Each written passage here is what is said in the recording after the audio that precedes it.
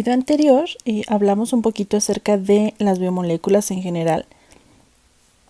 Y en el video del día de hoy quiero hablarles acerca de los carbohidratos. Si nos apegamos a una definición, en general nos dice que son los compuestos orgánicos más abundantes en la naturaleza.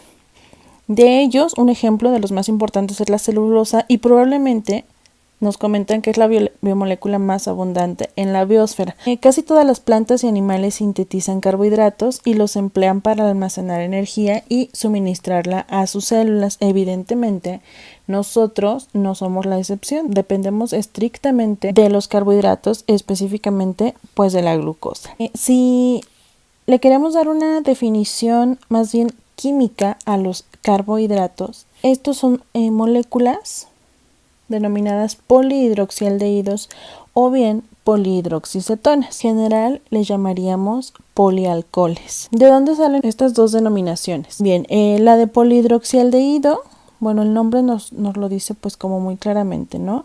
Es una molécula polihidroxilada, es decir, que presenta muchas moléculas OH o grupos hidroxilo. Polihidroxialdehído, el aldehído lo tenemos aquí. Estos carbohidratos que tienen el grupo aldehído aquí, a estas les vamos a llamar aldosas. Mientras que por el otro lado, a las polihidroxicetonas igualmente son compuestos, son moléculas con diferentes grupos hidroxilo, pero a diferencia de las anteriores en las que veíamos el grupo aldehído, aquí, es decir, estamos viendo el grupo funcional en el carbono 1, en este caso el grupo funcional que es el grupo cetona o bien el carbonilo está en la posición número 2, que es esta. De este modo, a estos compuestos les vamos a llamar cetosas.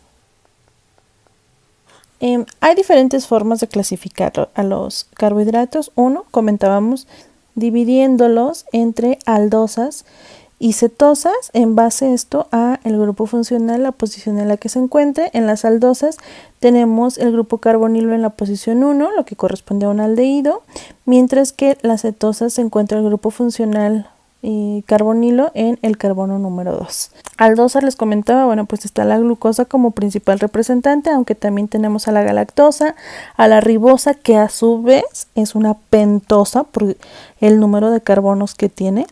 ¿Sí? O sea, es una aldosa por el grupo funcional, pero es una pentosa por el número de carbonos. Y, por ejemplo, la glucosa, que es una aldosa también, pero esta corresponde a una hexosa, dado que tiene 6 carbonos. Y por el otro lado, bueno, pues están las cetosas. Habíamos comentado el ejemplo de la fructosa. La fructosa tiene 6 carbonos, entonces además de ser una cetosa, es una hexosa también. Y tenemos, por ejemplo, aquí de este lado la dihidroxiacetona, que es una triosa, bueno, es una cetosa por su grupo funcional, pero a su vez corresponde al grupo de las triosas debido a que tiene 3 carbonos. Y por otro lado tenemos a los óxidos, que a su vez se van a subdividir en el grupo de los holócidos y el grupo de los heterócidos. Para el grupo de los holócidos tenemos 2 subgrupos, que son los oligosacáridos y los polisacáridos. De estos, los polisacáridos tienen una importancia fundamental, puesto que tienen funciones sobre todo de almacenamiento de energía. Tienen funciones estructurales también, como es el caso de la celulosa, por ejemplo. De estos, bueno, voy a mencionarles únicamente 3 ejemplos. Hay más, pero estos son los más importantes. Uno de ellos es el almidón, otro es la celulosa y el otro es el glucógeno.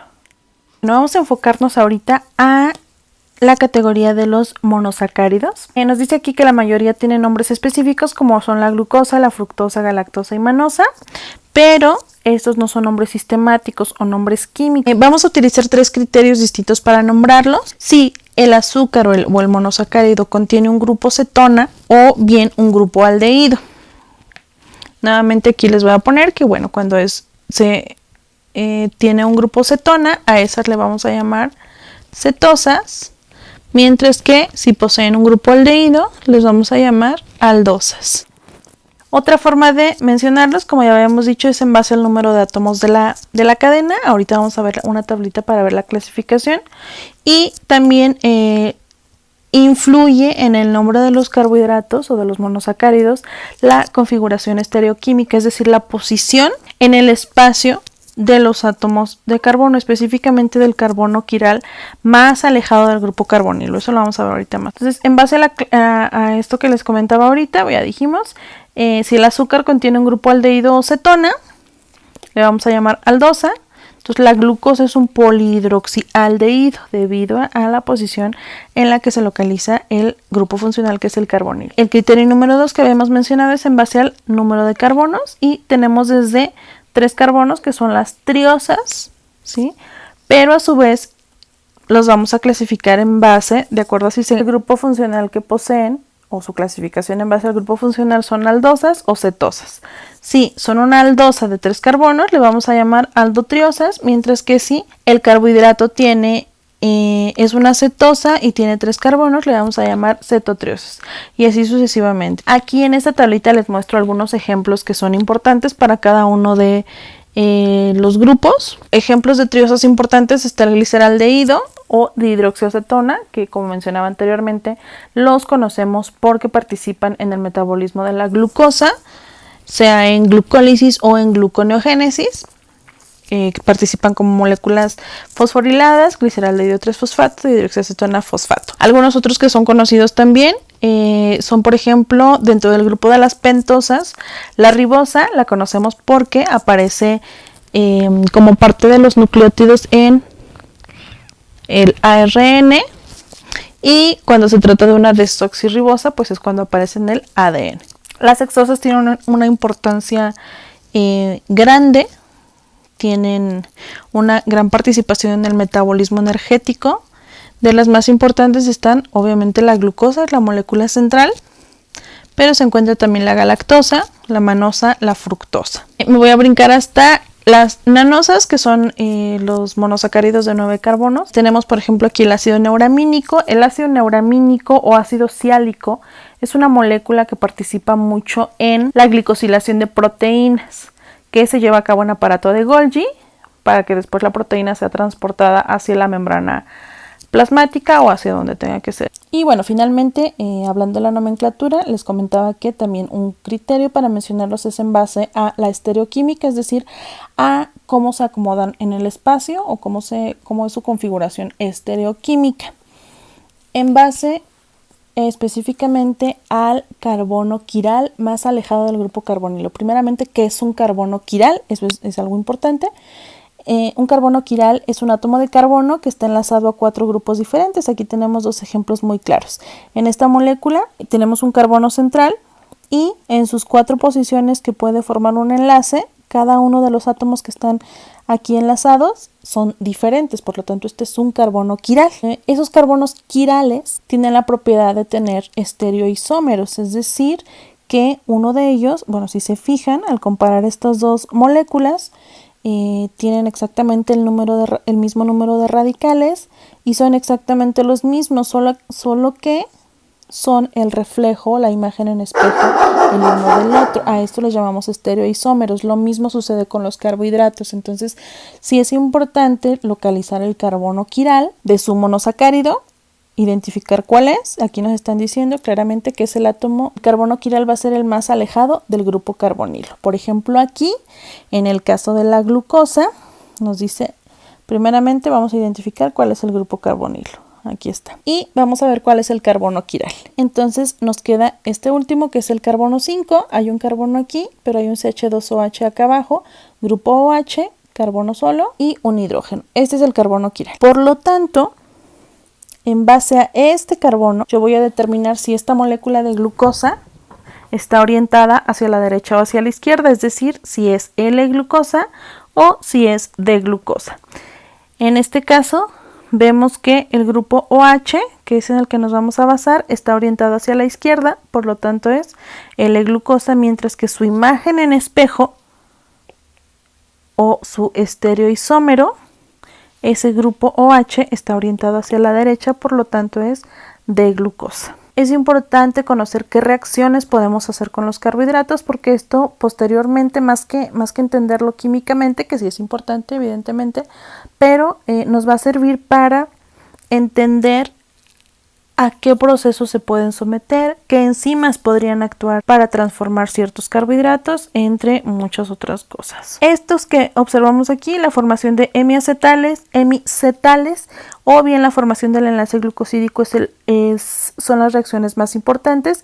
Me voy a enfocar en la formación del enlace glucosídico porque esto nos va a servir para entender un poquito más adelante la parte de disacáridos, oligosacáridos y sobre todo polisacáridos. Entonces me brinco hasta enlace glucosídico.